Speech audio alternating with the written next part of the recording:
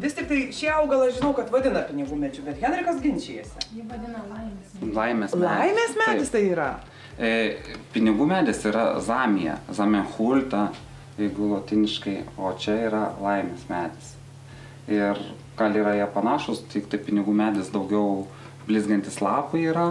Irgi masyvūs lapai, kaip ir šito yra. Tai kaip tos laimės, ar pas Aušrą yra pakankamai namuose laimė? Pažiūrėjus į medį, tai viskas idealiai, gražiai auga. Tai galima pasakyti, čia pagal vazoną tai visas tėlas medis. O sakykit dabar... Vėl per didelis. Irgi per didelis. Irgi per didelis. O, Dieve. Bet labai įdomus sprendimas, labai kibirą.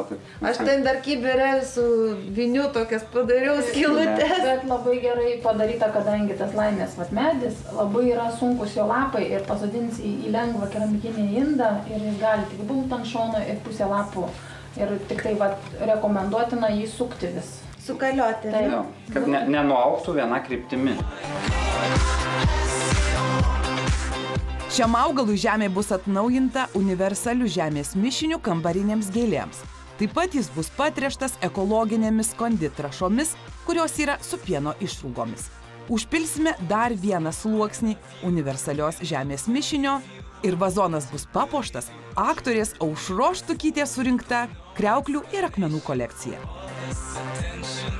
Matosi, kad jūs laistot tiesiai iš krano su vandeniu. Tai va. O iš ko matosi? Dėl to, kad yra vandens. Taip.